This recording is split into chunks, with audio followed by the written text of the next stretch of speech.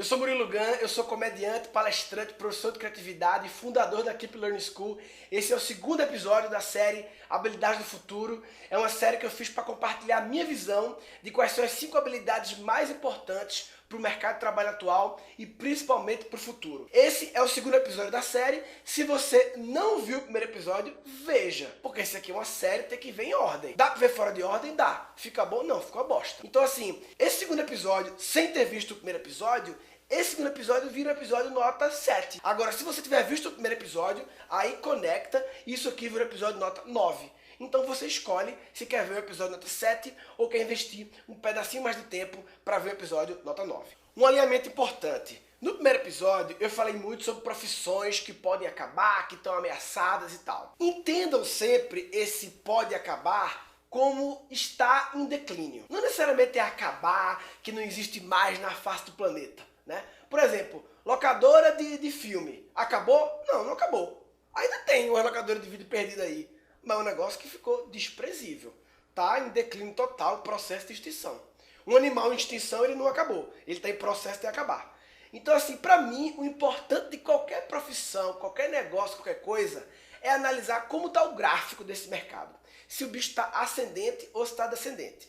Para mim, isso é que importa. Porque eu, particularmente, prefiro um negócio, um mercado, uma profissão que ainda não seja muito grande, mas que tenha um gráfico ascendente, do que uma profissão, um mercado, um negócio que já seja grande, mas que o gráfico esteja descendente. Então, para mim, essa é a análise. Como está o gráfico? Está subindo ou está descendo?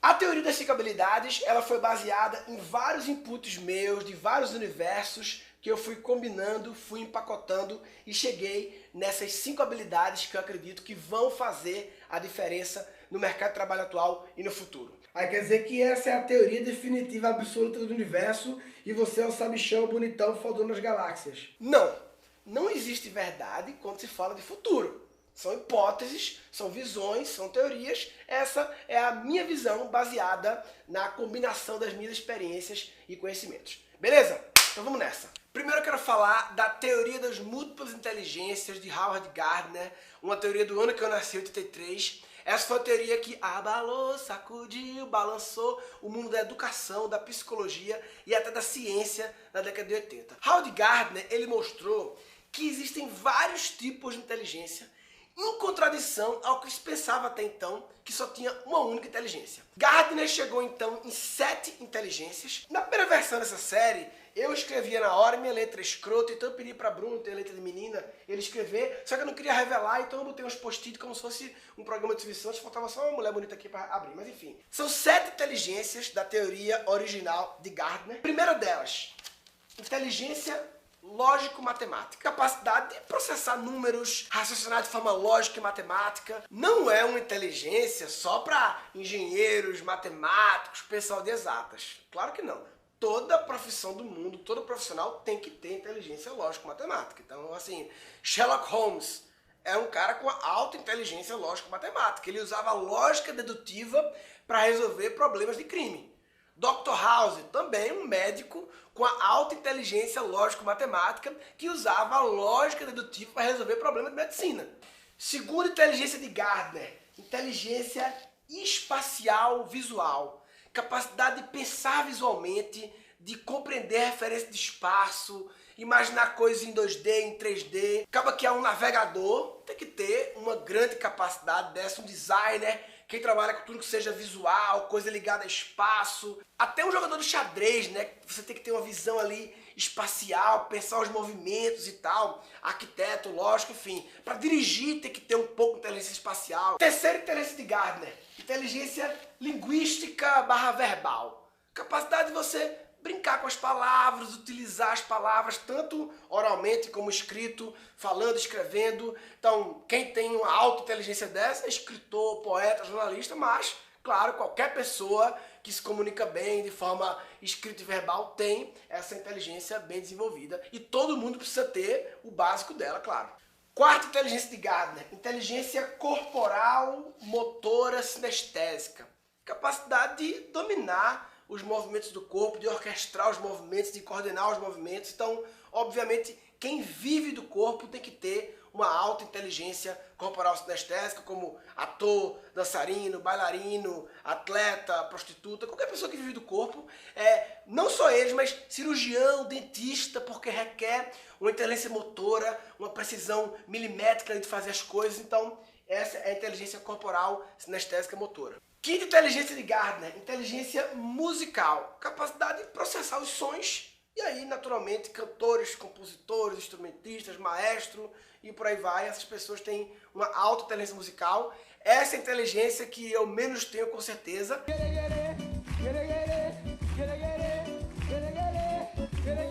Porque música não é pra mim. Pra você entender, eu gosto de pagode. E você não pode dizer não.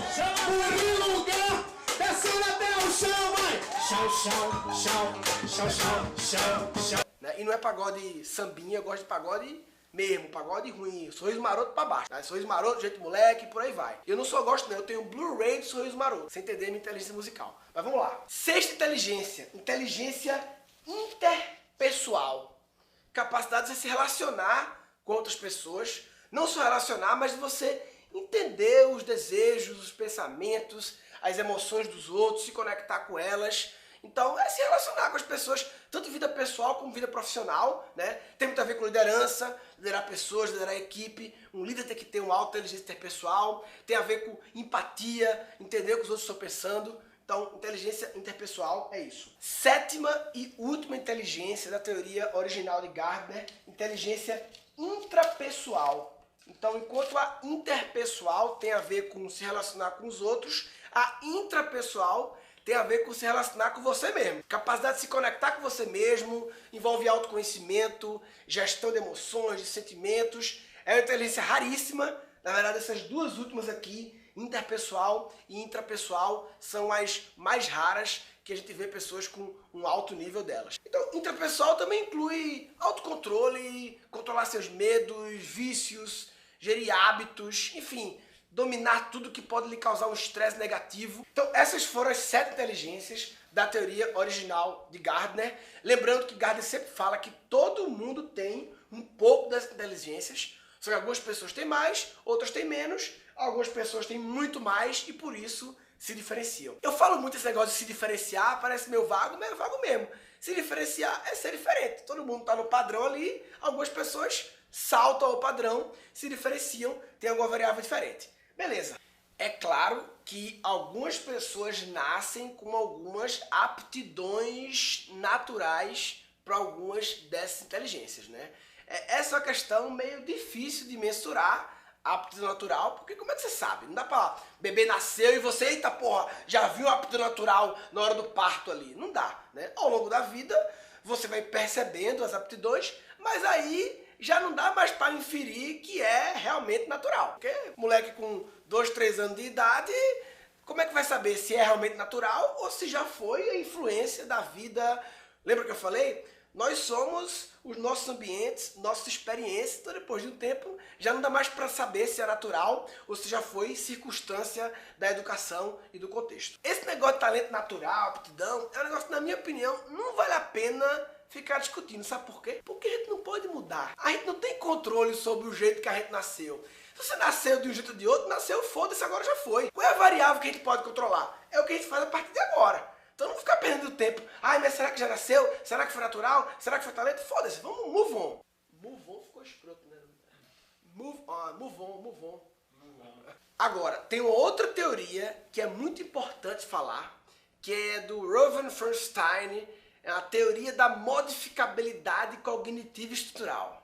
Foda esse nome, né, papai? Porra. Caraca. Modificabilidade cognitiva estrutural é ninja. Teoria já, tá? Rowan Feinstein. Que basicamente, o Feinstein ele mostra que a nossa estrutura cognitiva sempre pode ser modificada. Em outras palavras, a gente é capaz de aprender qualquer coisa. Muita gente me pergunta, tu é o quê? Tu é comediante, palestrante, professor, como é que é?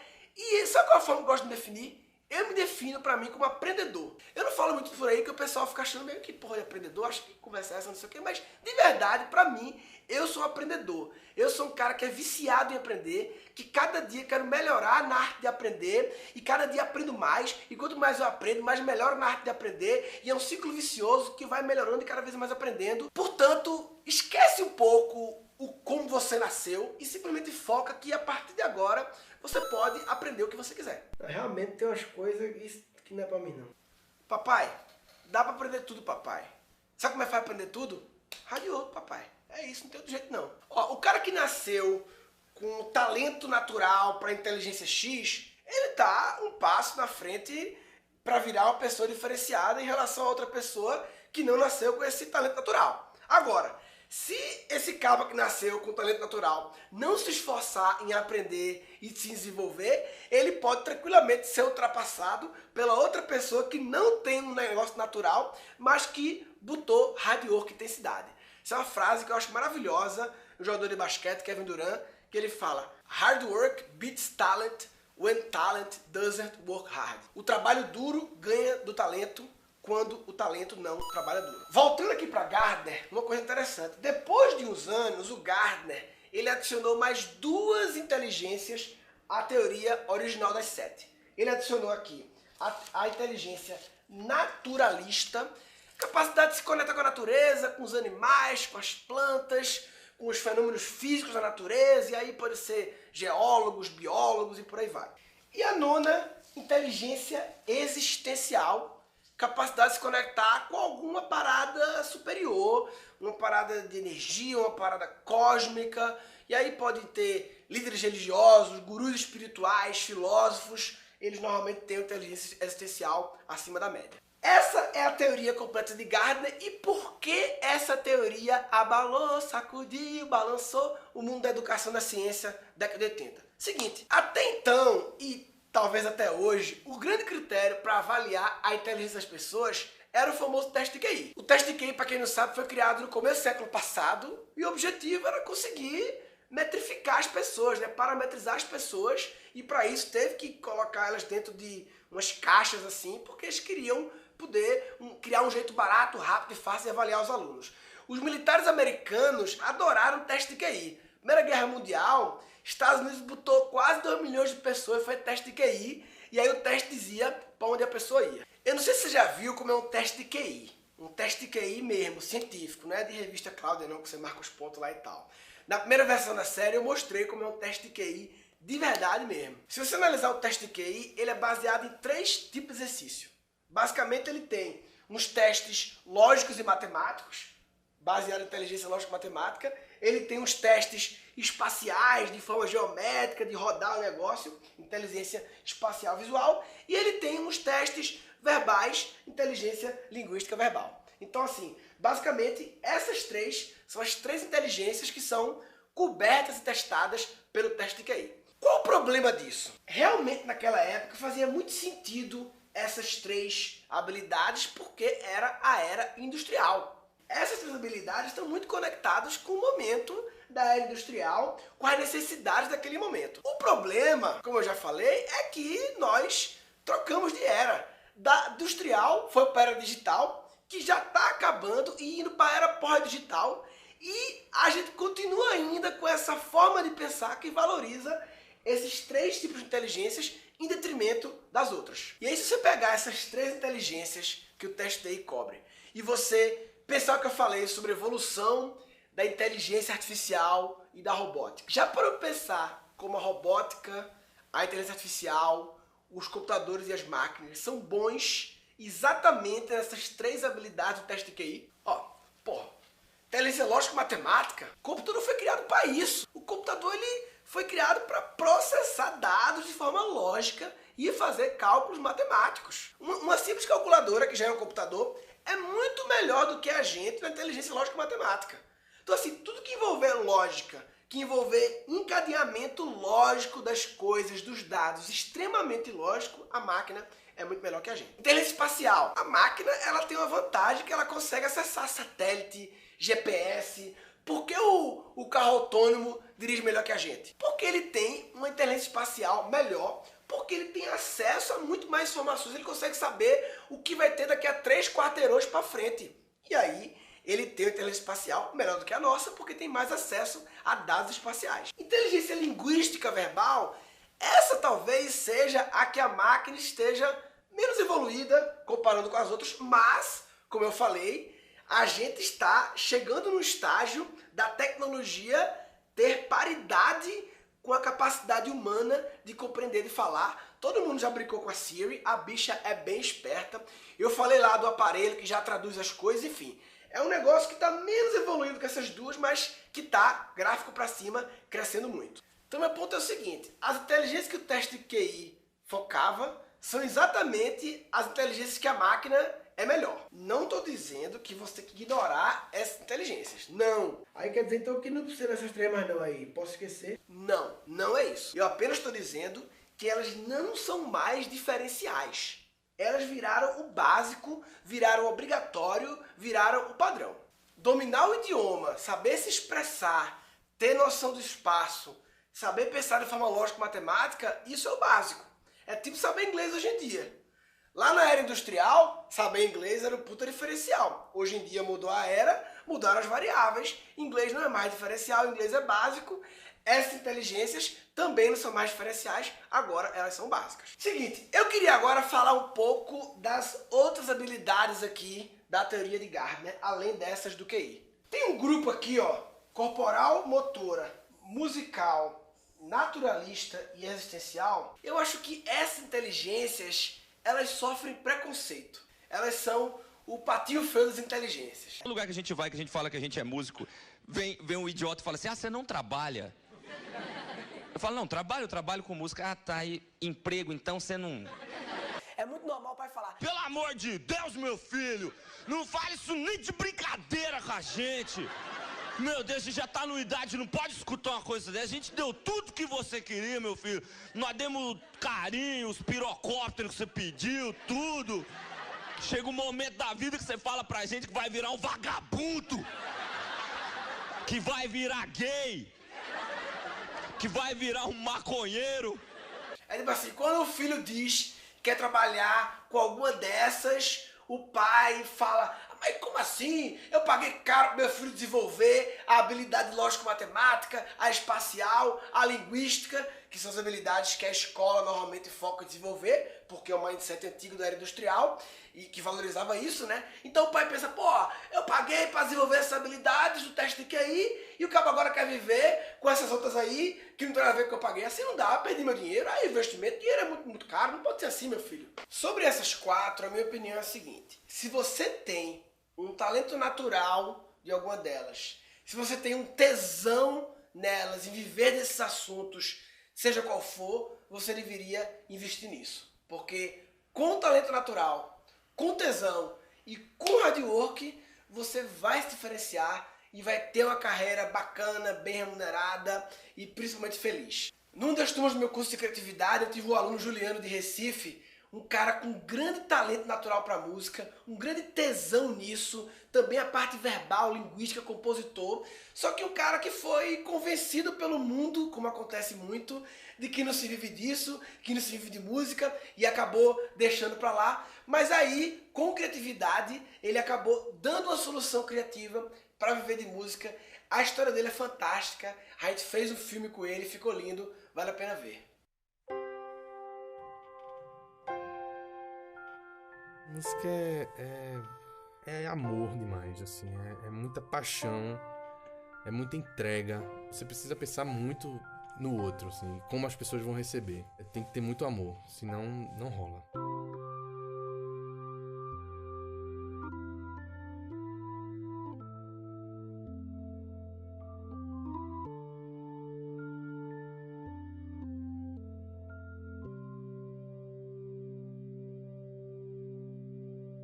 Teve um assunto que o Murilo falou de bloqueio do tesão, que tinha um exercício, que era você fazer a relação do que você gostava de fazer, o quanto você era bom nisso e quanto aquilo podia lhe dar dinheiro. Aí a única coisa que me vinha na cabeça era música.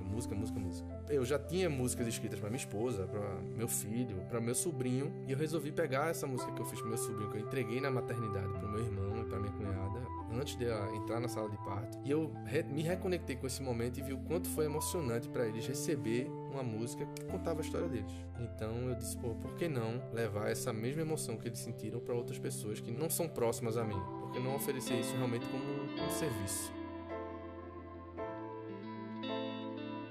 As demandas não pararam de crescer, né? Assim, eu comecei a perceber que realmente existia um mercado, mesmo eu investindo pouco. No ano de 2016 eu fiz praticamente uma música por mês, mas esse ano, cara, que eu comecei a investir mesmo, minha energia, meu tempo, minha dedicação ao projeto, tá uma loucura, assim. Eu tô no mês de junho, a gente tá no meio do mês, eu acho que esse mês de junho eu tô fechando em 8 canções, com casamento, com namorado, com tudo que você possa imaginar. Não tem como dar errado, cara. É muita paixão, é muito amor envolvido, entendeu? Então não tem como dar errado isso. Acorda e sonhar, escrever, cantar, não tem amor maior, não tem. Acorda e sonhar, escrever, cantar, não tem amor maior, não tem.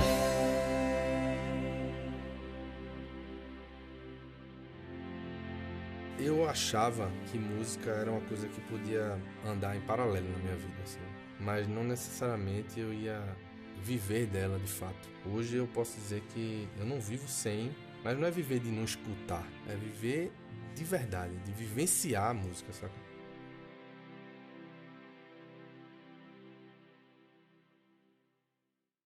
Foda, hein, papai? Foda demais, né? Inclusive eu ganhei Dia dos Pais de presente. Minha mulher encomendou pra ele uma música sobre minha filha que ficou linda.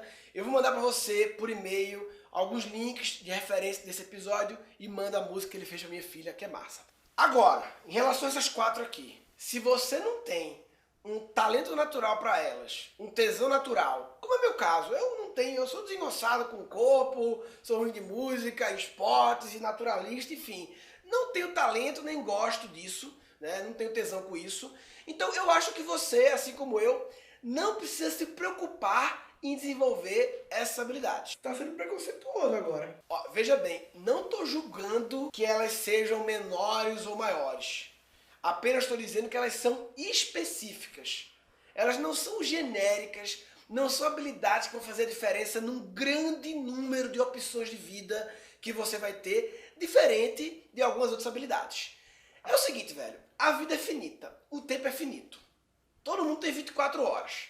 É a única coisa que faz eu e Bill Gates ser igual. A gente tem 24 horas e acabou. Se o tempo é finito, a gente tem que eleger prioridade. Seria incrível se a gente pudesse ser fodão em todas as habilidades, seria ótimo. Mas é difícil. Talvez alguns pontos fora da curva no planeta consigam ter uma auto-inteligência em todas elas. Então a gente tem que eleger prioridades. E a minha opinião é que as prioridades têm que ser aquelas que sejam as mais genéricas e aplicáveis a mais coisas possíveis. E na minha opinião, essas são essas duas aqui: interpessoal e intrapessoal. Lembra que eu falei que o diferencial do ser humano vai ser humano? Usar as habilidades que são intrinsecamente humanas? Pois é, interpessoal e intrapessoal. Elas são as habilidades que eu considero intrinsecamente humanas.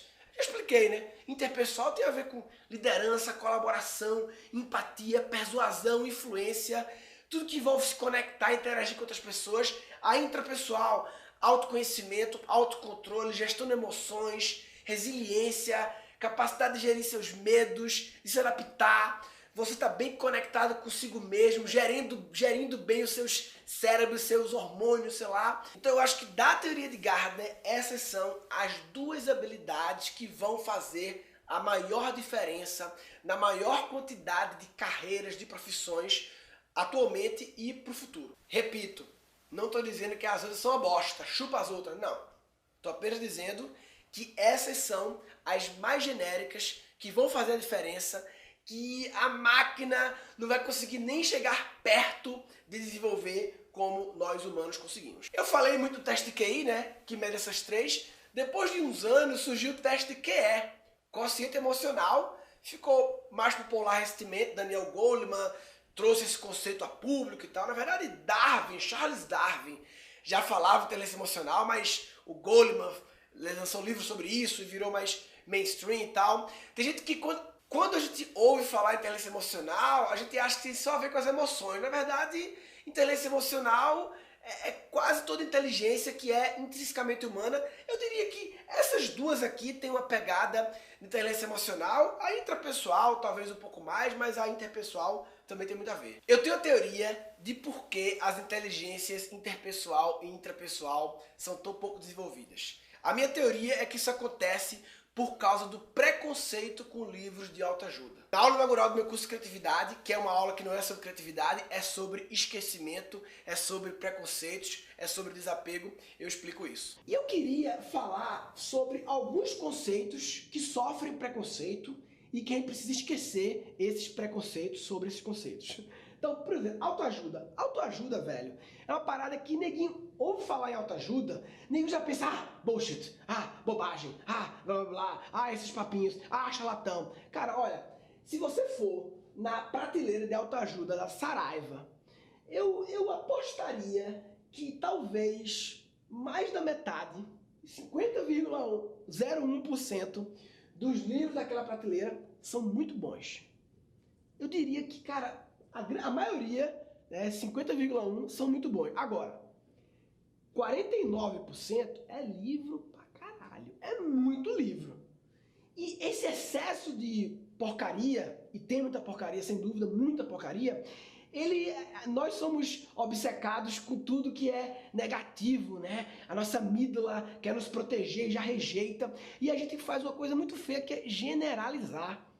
Ou seja, baseado no conceito que você tem, você agir com preconceito de autoajuda, não. Eu vou em negócios, eu vou em marketing. Autoajuda é para os fracos, né? Isso é um grande preconceito que, se você tem, você precisa esquecer. Autoajuda sofre tanto preconceito que a bichinha teve que mudar de nome, teve que chamar desenvolvimento pessoal. E mesmo assim tem gente que ainda pensa, desenvolvimento pessoal, esse negócio de autoajuda, porra, não. É para desenvolver como pessoa, bicho. Voltando pra cá. A teoria das múltiplas inteligências é muito legal, é genial, mas não é perfeita, né? Até porque isso é um negócio que já aconteceu, foi criado há décadas atrás e o mundo mudou muito, já falei sobre isso demais, e eu acho que falta coisa aqui.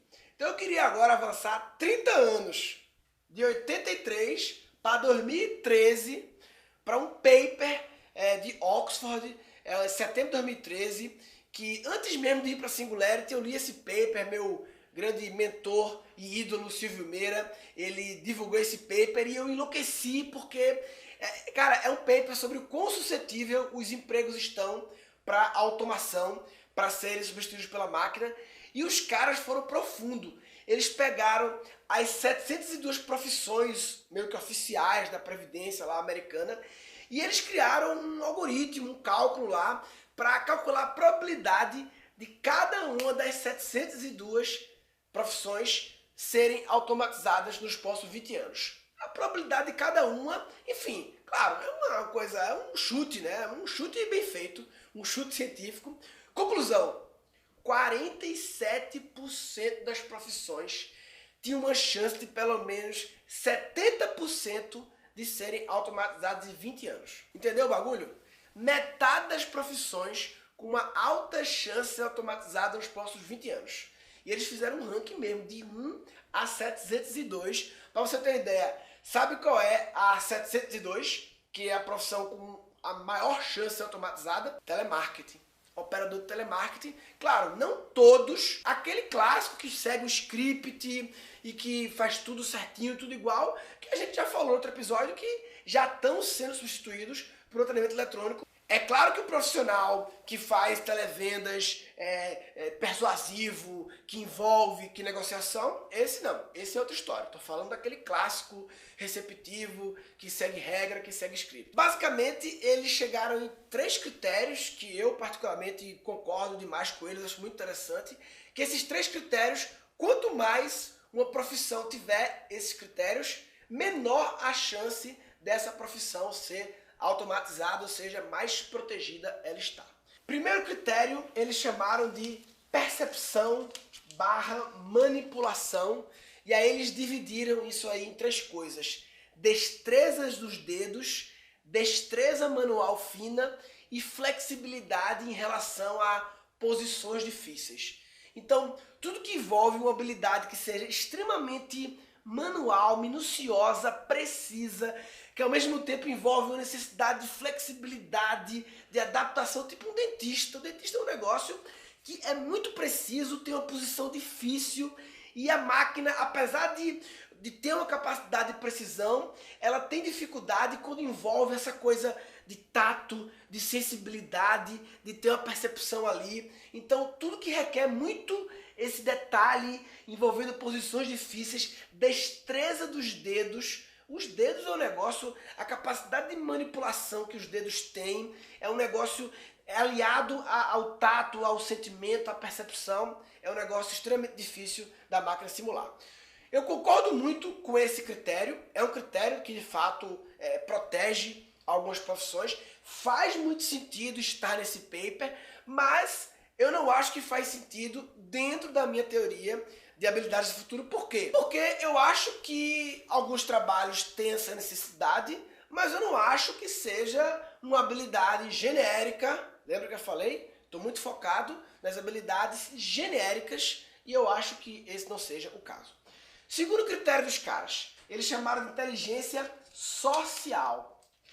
Basicamente, eles dividiram em capacidade de negociação, persuasão, empatia e carinho, assistência. O robô pode servir comida lá para idosos no Japão, mas ele não consegue servir carinho, né? Então, de fato, empatia, persuasão, negociação, tudo isso, concordo 100%, são habilidades intrinsecamente humanas. Em outras palavras, o que eles chamam de inteligência social é a inteligência interpessoal. Tá aqui, ó. Gardner já previu, e essa aqui, como eu falei, não acredito que seja prioritária, porque não é genérico o suficiente. Vamos lá para o terceiro critério do paper. O terceiro critério é inteligência criativa. E aí eles dividem em 2 tipos. Dividem artes finas, que é a parte artística de pintura, de música, realmente artística, e uma segunda parte que é originalidade. Essa segunda parte, originalidade, é a que eu mais gosto, que é a criatividade que eu ensino, que eu prego, que é a criatividade aplicada para resolver problemas. Criatividade prática para pensar e fazer diferente, seja qual for o universo. Eu acho que a inteligência criativa, com esse foco genérico de resolver problemas, tem que estar no rol de inteligências múltiplas, porque a inteligência criativa é a capacidade de pegar qualquer uma dessas aqui e aplicar de um jeito diferente, de um jeito inovador, de um jeito que ninguém fez, e isso é essencial para se diferenciar hoje e principalmente no futuro. Então, criatividade é a capacidade de não apenas seguir os padrões, as fórmulas, as soluções já definidas, de não se contentar com as melhores práticas, porque as melhores práticas elas são do passado, elas já estão cansadas. Criatividade é a habilidade de você chegar em coisas novas. Então, ó, se fizer aqui uma combinatividade já da múltiplas inteligências com esse paper, eu já chego aqui em 3 das 5 habilidades que eu considero que vão fazer a diferença no mercado de trabalho atual e principalmente no futuro. Inteligência intrapessoal, interpessoal, inteligência criativa. Vamos para a 4ª habilidade. A 4ª habilidade surgiu na minha experiência lá na Singularity. Ó, antes de falar da 4ª habilidade, eu queria comentar uma coisa, porque eu falei de forma meio jogada a palavra empatia, e eu queria explicar porque hoje em dia a gente ouve muito falar essa palavra, empatia, e muita gente não entende direito, né? Eu vejo que muitas pessoas acham que empatia é apenas a simpatia plus. Ah, se você tem muita simpatia, você tem empatia. Não necessariamente. Simpatia é a capacidade de você se conectar com outra pessoa, de você ser simpático a ela, gostar dela, ter um carinho. Mas é uma coisa que a simpatia ela pode ser distante, né?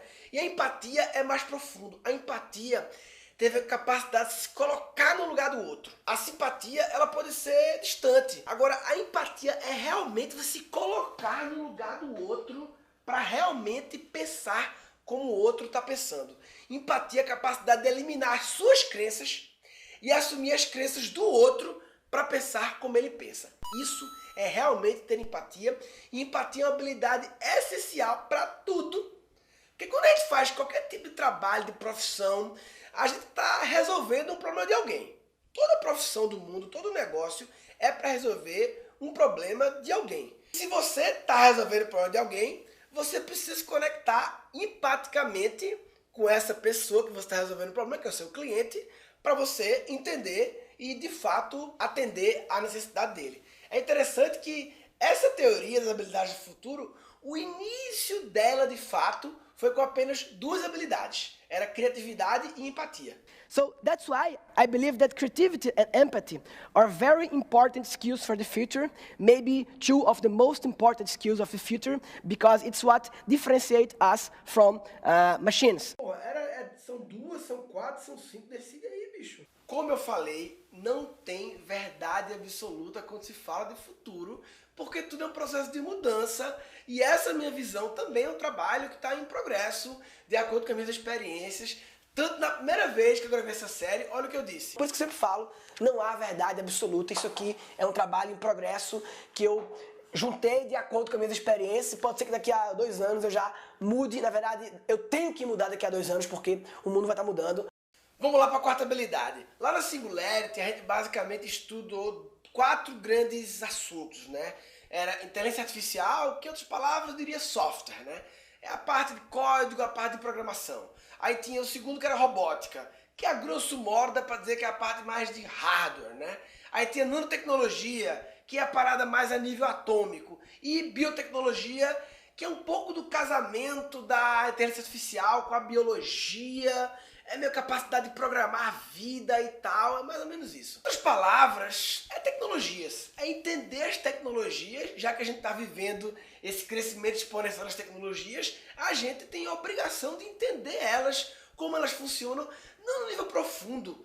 Eu acho que ninguém é obrigado a ser mega especialista em robô ou mega especialista em programação, mas eu acho que todos nós somos obrigados a entender um overview de como isso funciona, como pode se conectar com o nosso trabalho, com o que a gente quer fazer, quais são as potencialidades disso, entender a linguagem desse universo.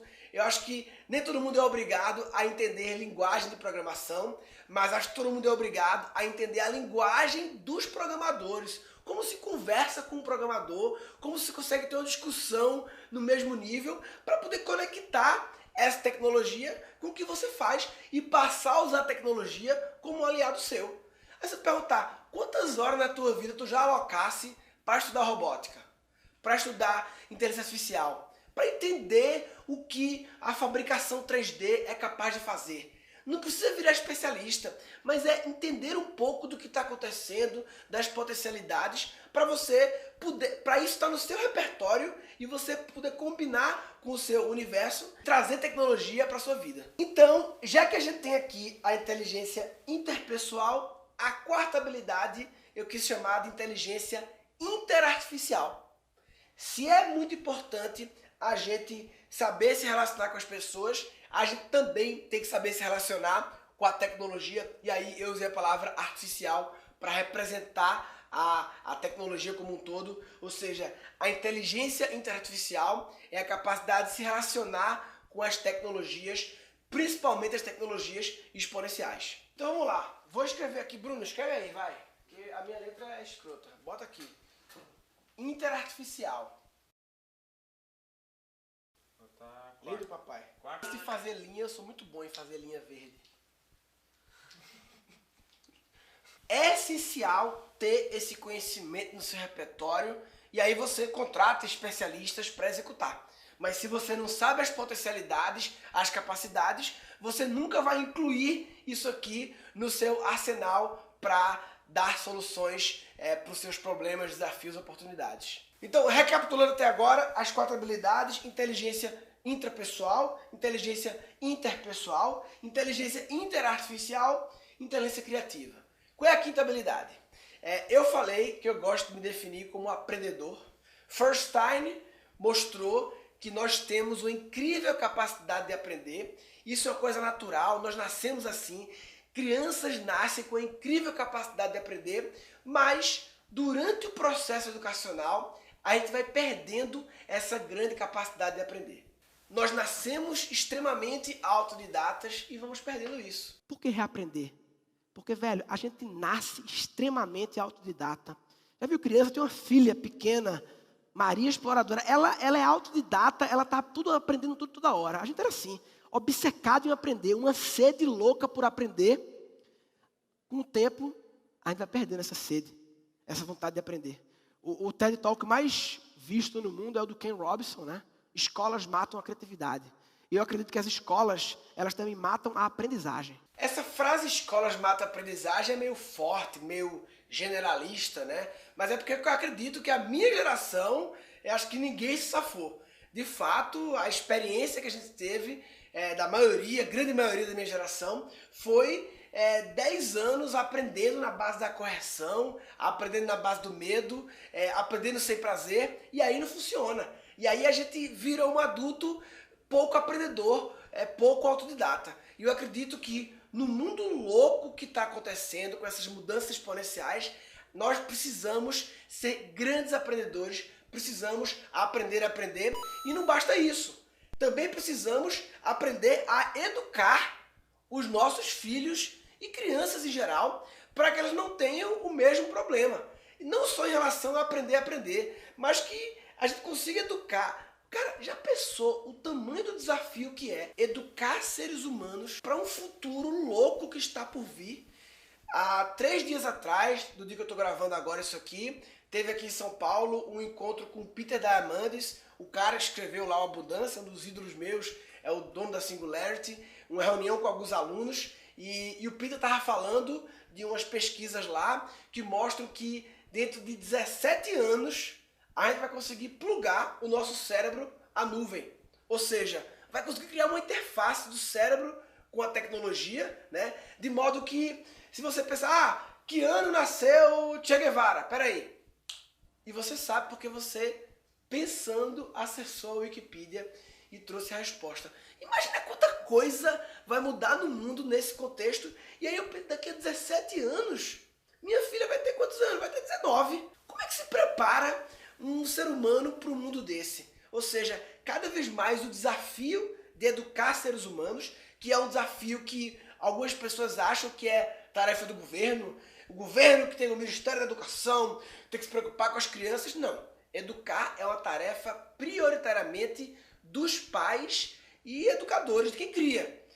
A escola é um fornecedor que nós, pais educadores, contratamos para nos auxiliar no processo educacional, mas a responsa é nossa, papai. A gente terceiriza esse serviço, mas o responsável continua sendo a gente. Enfim, eu acredito que a quinta habilidade do futuro, e aí, como o Gardner botava 2 nomezinhos, eu vou botar também, é a inteligência aprendedora educadora. Capacidade de aprender e aprender cada vez melhor, melhorar o seu método de aprender cada vez melhor e a capacidade também de educar. Mesmo que você não tenha filhos, todos nós somos educadores toda hora. Principalmente para crianças, mas para jovens, para o vizinho, para o filho do vizinho, para o sobrinho, para o afilhado. Tudo que nós fazemos, nós estamos impactando as pessoas ao redor da gente, passando alguma mensagem, educando. Então eu acredito que para a gente construir um futuro que não entre em colapso o mundo, todos nós precisamos melhorar a nossa capacidade de aprender e também a nossa capacidade de educar e assumir que essa é a responsabilidade de todos nós e não apenas dos governos. Educar não é apenas com crianças. Educar é ensinar, é desenvolver, é influenciar as pessoas ao seu redor. Todo líder é um educador, todo gestor é um educador, todos nós somos educadores toda hora. Os adultos também precisam de educação continuada, né? Porque a educação não acaba quando você acaba o mestrado, quando acaba a pós-graduação. A gente tem que continuar se educando para sempre. Esse é um dos assuntos que eu abordo nesse TED Talk que eu mostrei. Inclusive, esse TED Talk, ele acaba com a seguinte frase: a gente tem que continuar aprendendo. Como diria tio Johnny, keep walking, keep learning. Muito obrigado. Valeu. Keep Learning acabou virando depois o nome da nossa escola, Keep Learning School, porque é uma escola focada em educar adultos. Sim, os adultos também têm que continuar sendo educados, porque o mundo está mudando e o que você aprendeu ontem não serve para resolver os problemas de amanhã. Então vamos lá, Bruno, mete aqui. Ficou esquisito isso, né? Bruno, mete aqui, eu entro por trás. Assim. Bruno, introduz aqui a frase. Não, introduz também não. Aprendedora/educadora.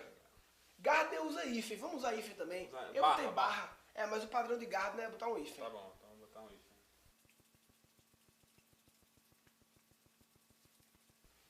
E a linha verde aqui é a minha especialidade.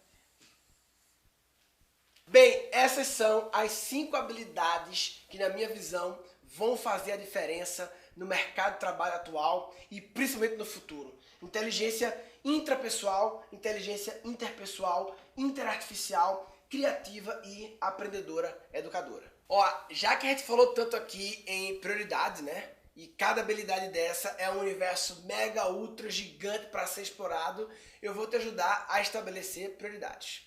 Como eu falei, na minha visão, essas 5 são as habilidades genéricas, prioritárias e que vão fazer mais a diferença no mercado de trabalho atual nos próximos anos. Então, na minha visão, essas 5 são as habilidades prioritárias para você desenvolver. Na minha opinião, a prioridade dentro dessas 5 prioridades é criatividade. Surpresa, hein? Por que criatividade? Porque ela é a prioridade dentre as prioridades, na minha opinião. Eu falei muito sobre o lance de ser o mais genérico possível, né? Então, pra mim, a prioridade é sempre a mais genérica possível. Eu acho que a criatividade é uma habilidade que influencia em todas as outras habilidades. E que, ao estudar criatividade, por tabela, você acaba estudando um pouco da inteligência intrapessoal. Porque estudar criatividade também é conhecer um pouco mais sobre você. Eu sinto que esse curso eu trabalhei não somente a habilidade da criatividade, mas também as habilidades intrapessoal e interpessoal, porque foram muitas reflexões e muitas interações com outras pessoas. Eu queria me transformar, eu queria pensar diferente, eu queria começar a realizar as coisas que eu deixava pra lá, que todo mundo diz, não, isso aí é sonho, isso aí não dá. Por que não dá?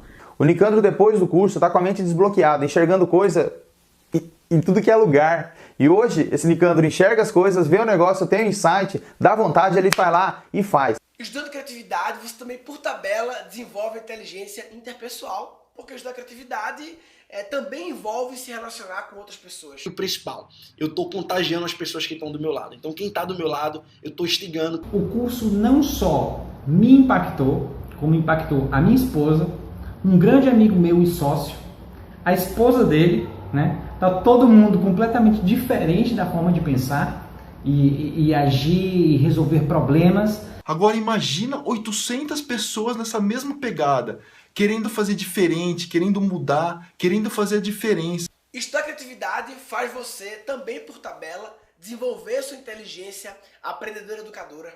Porque pré-requisito para criatividade é mudar o seu olhar, ser um caçador de inputs, passar a se interessar por mais coisas para aumentar seu repertório, ou seja, aprender mais.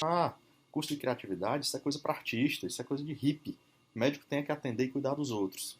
E cada dia que passa, eu tô vendo que esse preconceito de que o médico não pode investir nessa área é falho demais. Realmente não foram só os bloqueios que foram quebrados, realmente não foram só as crenças que foram quebradas, realmente foi toda a transformação e todo o norte que eu tomei para minha vida depois que eu terminei o curso. Cara, meu objetivo é simples, revolucionar a área comercial e a empresa que eu trabalho. Então eu quero ser um empreendedor dentro da minha própria empresa. Minha sala já está cheia de post-it, eu já estou cheio de ideia, vou começar 2016 virado no giraia. Estudar criatividade não desenvolve necessariamente por tabela a inteligência interartificial, mas criatividade é a última fronteira em que a inteligência artificial vai conseguir chegar. Hoje, no dia que eu estou gravando esse episódio, eu participei de um evento, Brasil em Código, que teve a presença do Miguel Nicoleles, um dos maiores cientistas do mundo, brasileiro, e eu conversei um pouco com ele e eu perguntei para ele, Nicoleles, você acha que é possível ter artificial creativity? E ele falou, impossível. Criatividade não dá para máquina. Então, esse é um dos motivos que eu acho que criatividade também é prioritário, porque é a habilidade que as máquinas não vão conseguir chegar perto. Criatividade, na minha opinião, também é prioritária por outro motivo. Porque poucas pessoas estão estudando. Tem muita gente desenvolvendo inteligências interpessoais, intrapessoais, aprendedora educadora, robótica. Tem muito curso disso por aí, mas tem muita pouca gente estudando criatividade. Não existem muitos cursos de criatividade, as pessoas nem sequer acham que isso é algo que pode ser estudado. Então, se você é uma dessas pessoas que acha que criatividade é algo que não pode ser estudado, que não pode ser ensinado, que não pode ser aprendido, que não é pra você, eu vou te falar uma coisa, criatividade é pra todo mundo sim. Todo mundo precisa ser criativo, todo mundo consegue ser mais criativo. E eu vou te provar isso no próximo episódio. Oi, oi, oi, oi, oi, oi, oi, vem pra quebrar com tudo. Galera, é o seguinte, queria propor um trabalho de autoconhecimento, de autoavaliação, né? A gente vai colocar embaixo do vídeo um link para um formulário em que vai ter todas essas inteligências aqui para você refletir um pouco e autoavaliar de 1 a 5 como você tá em cada uma dessas. Acho que é uma parada legal de você parar para refletir sobre isso aí, e todo mundo que preencher o formulário se autoavaliando, a gente vai depois enviar um resultado da média geral de todo mundo. Eu acho que vai ser interessante para você, de repente, descobrir que em tal inteligência você se destaca em relação à média das pessoas e tal. Então, basicamente, quando você clicar aqui embaixo, vai ter tudo isso aqui listado para você colocar. Pô, por exemplo, eu acho que a linguística verbal eu tô bem. Então eu botaria 4 ou 5 aqui, né? A musical, de 1 a 5, eu botaria -1 para mim, talvez. Não, tem que ser de 1 a 5 mesmo, vai. Enfim, a naturalista eu colocaria 1 ou 2 para mim aqui. Esse aqui eu tô mal, né? A intrapessoal eu colocaria 4. A interpessoal, talvez 5. Tem a ver com a musical, é -1 mesmo. A corporal eu botaria 1 ou 2, né? Porque eu sou desengonçado, toco meu pé toda hora e tenho peitinho. Lógico, matemática, acho que eu estou bem também. Enfim, eu acho um bom trampo de autoavaliação, e depois esse fator curioso de ver qual foi a média da galera. Então, clica aí embaixo, submete lá, e a gente vai enviar depois. Quando tiver uma massa crítica de pessoas tendo respondido, a gente vai consolidar e enviar para todo mundo. É nóis!